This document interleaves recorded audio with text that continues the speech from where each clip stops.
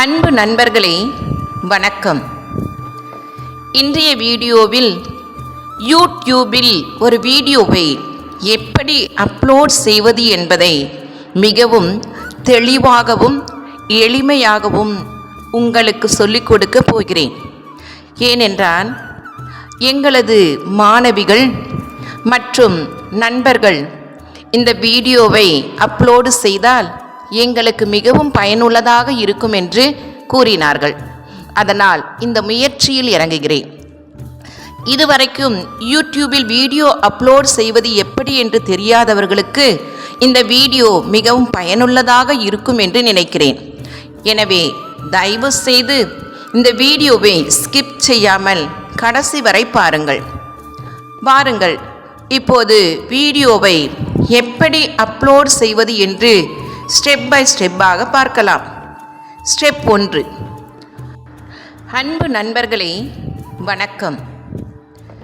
இன்றைய வீடியோவில் யூடியூபில் ஒரு வீடியோவை எப்படி அப்லோட் செய்வது என்பதை மிகவும் தெளிவாகவும் எளிமையாகவும் உங்களுக்கு சொல்லிக் கொடுக்க போகிறேன். ஏனென்றால் எங்களது மாணவிகள் மற்றும் நண்பர்கள் இந்த வீடியோவை அப்லோடு செய்தால் எங்களுக்கு மிகவும் பயனுள்ளதாக இருக்கும் என்று கூறினார்கள். அதனால் இந்த முயற்சியில் இறங்குகிறேன். இதுவரைக்கும் யூடியூபில் வீடியோ அப்லோட் செய்வது எப்படி என்று தெரியாதவர்களுக்கு இந்த வீடியோ மிகவும் பயனுள்ளதாக இருக்கும் என்று நினைக்கிறேன். எனவே தயவு செய்து இந்த வீடியோவை ஸ்கிப் செய்யாமல் கடைசி வரை பாருங்கள். வாருங்கள், இப்போது வீடியோவை எப்படி அப்லோட் செய்வது என்று ஸ்டெப் பை ஸ்டெப்பாக பார்க்கலாம். ஸ்டெப் 1. முதலில் உங்கள் மொபைல் யூடியூப் ஆப்பை ஓப்பன் செய்து கொள்ளுங்கள். யூடியூப் ஆப்பின் கீழ்ப்பகுதியில் உங்கள் ப்ரொஃபைல் பிக்சர் அல்லது யூ என்ற பகுதி இருக்கும். அதை அழுத்துங்கள். அதன் பிறகு மேலே அல்லது கீழே காணப்படும் ப்ளஸ் கிரியேட் பட்டனை அழுத்துங்கள். ஸ்டெப் 2. வீடியோவை செலக்ட் செய்யுங்கள். இப்பொழுது உங்களுக்கு சில ஆப்ஷன்ஸ் வரும். அதில் அப்லோட் வீடியோ அல்லது வீடியோ என்ற ஆப்ஷனை தேர்வு செய்யுங்கள். அடுத்து உங்கள் மொபைல் கேலரிக்குள் சென்று நீங்கள் யூடியூபில் அப்லோட் செய்ய விரும்பும் வீடியோவை தேர்வு செய்யுங்கள். வீடியோவை தேர்வு செய்த பிறகு நெக்ஸ்ட் பட்டனை அழுத்துங்கள். ஸ்டெப் 3. அடுத்ததாக உங்கள் வீடியோவிற்கு பொருத்தமான ஒரு டைட்டில் கொடுக்க வேண்டும். உங்கள் வீடியோ எதை பற்றியது என்பதை தெளிவாக தெரிவிக்கும் வகையில் டைட்டில் இருக்க வேண்டும். உதாரணமாக, நீங்கள் சமையல் வீடியோ அப்லோட் செய்கின்றீர்கள் என்றால் என்ன சமையல் என்பதை டைட்டிலில் தெளிவாக அடுத்தவர்களுக்கு புரியும்படி கவனத்தை ஈர்க்கும்படி குறிப்பிட வேண்டும். ஸ்டெப் 4. அடுத்து விசிபிலிட்டி என்ற ஆப்ஷன் இருக்கும். அதை அழுத்தினால் பொதுவாக பப்ளிக், அன்லிஸ்டட், பிரைவேட் என்ற ஆப்ஷன்ஸ் இருக்கும். உங்கள் வீடியோவை அனைவரும் யூடியூபில் பார்க்க வேண்டுமென்றால் பப்ளிக் என்பதை தேர்வு செய்யுங்கள். இல்லை என்றால் உங்களது வீடியோவை அன்லிஸ்டில் போட வேண்டுமென்றால் அன்லிஸ்டை தேர்வு செய்து கொள்ளலாம். இல்லை என்றால் உங்கள் வீடியோ ஒரு சின்ன வட்டத்துக்குள் பார்க்க வேண்டுமென்றால் பிரைவேட்டை தேர்வு செய்து கொள்ளலாம். பப்ளிக் என்பதை தேர்வு செய்த பிறகு சேவ் அல்லது டன் கொடுக்கலாம். அல்லது அன்லிஸ்ட், பிரைவேட்டை தேர்வு செய்த பிறகு சேவ் அல்லது டன் கொடுக்கலாம். ஸ்டெப் 5. ஆடியன்ஸ் தேர்வு செய்வது எப்படி? அடுத்ததாக செலக்ட் ஆடியன்ஸ் என்ற ஆப்ஷன் இருக்கும். அதை அழுத்துங்கள். அதில் உங்கள் வீடியோ குழந்தைகளுக்காக உருவாக்கப்பட்டதா என்பதை யூடியூப் கேட்கும். உங்கள் வீடியோ உண்மையிலேயே குழந்தைகளுக்காக உருவாக்கப்பட்டிருந்தால் மேட் ஃபார் கிட்ஸ் என்பதை தேர்வு செய்யுங்கள். மற்ற பொதுவான வீடியோஸ் என்றால் பொருத்தமாக நாட் மேட் ஃபார் கிட்ஸ் ஆப்ஷனை தேர்வு செய்யலாம். இந்த ஆப்ஷனை உங்கள் வீடியோவின் உண்மையான தன்மைக்கு ஏற்ப சரியாக தேர்வு செய்வது மிகவும் முக்கியம். அடுத்ததாக ஸ்டெப் 6, டிஸ்கிரிப்ஷன் எழுதுவது எப்படி? அடுத்ததாக டிஸ்கிரிப்ஷன் என்ற பகுதி இருக்கும். அதை அழுத்தி உங்கள் வீடியோ எதை பற்றியது என்பதை சுருக்கமாகவும் தெளிவாகவும் எழுதுங்கள்.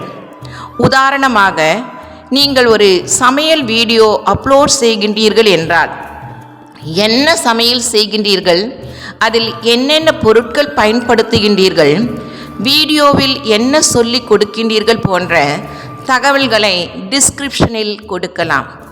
ஒரு நல்ல டிஸ்கிரிப்ஷன் உங்கள் வீடியோவை பற்றி பார்வையாளர்களுக்கு தெளிவான புரிதலை உருவாக்கும். ஸ்டெப் 7, ஹேஷ்டேக் பயன்படுத்துவது எப்படி? அடுத்து டேக்ஸ் அல்லது ஹேஷ்டேக்ஸ் பயன்படுத்தலாம்.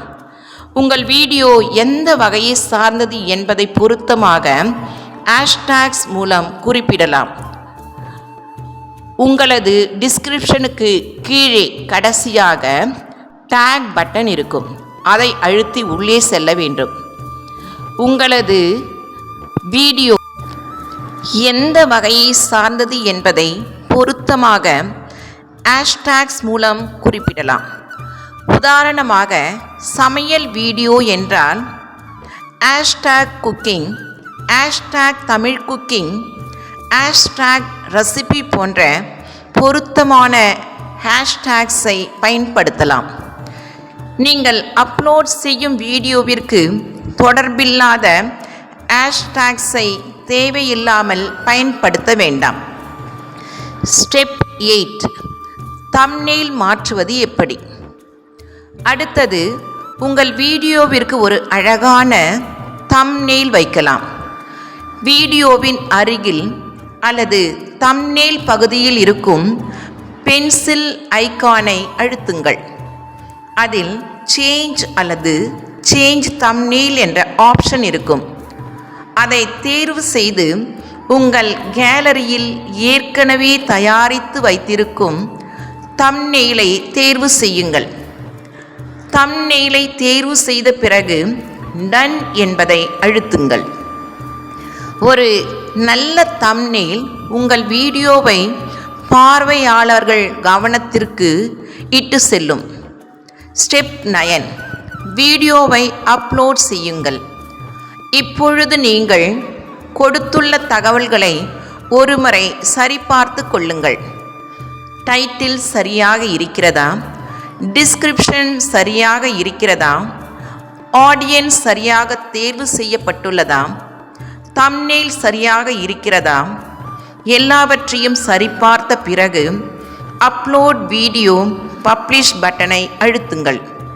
அவ்வளவுதான், உங்கள் வீடியோ யூடியூபில் அப்லோட் ஆக தொடங்கிவிடும். அன்பு நண்பர்களே, இப்பொழுது யூடியூபில் ஒரு வீடியோவை எப்படி அப்லோட் செய்வது என்பது உங்களுக்கு மிகவும் தெளிவாக புரிந்திருக்கும் என்று நினைக்கிறேன். இதுவரை யூடியூபில் வீடியோ அப்லோட் செய்ய தெரியாமல் இருந்திருந்தால் இனிமேல் கவலைப்பட வேண்டாம்.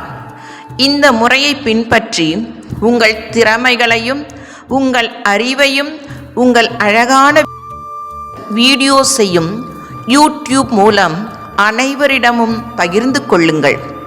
முயற்சி செய்யுங்கள். தொடர்ந்து வீடியோஸ் அப்லோட் செய்யுங்கள். உங்கள் திறமையை உலகிற்கு அறிமுகப்படுத்துங்கள். இந்த வீடியோ உங்களுக்கு பயனுள்ளதாக இருந்தால் லைக் செய்யுங்கள். உங்கள் நண்பர்களுக்கு ஷேர் செய்யுங்கள். மேலும் இது போன்ற பயனுள்ள வீடியோஸுக்கு நமது சேனலை சப்ஸ்கிரைப் செய்ய மறக்காதீர்கள். நன்றி நண்பர்களே. மீண்டும் ஒரு பயனுள்ள வீடியோவில் சந்திப்போம். வணக்கம்.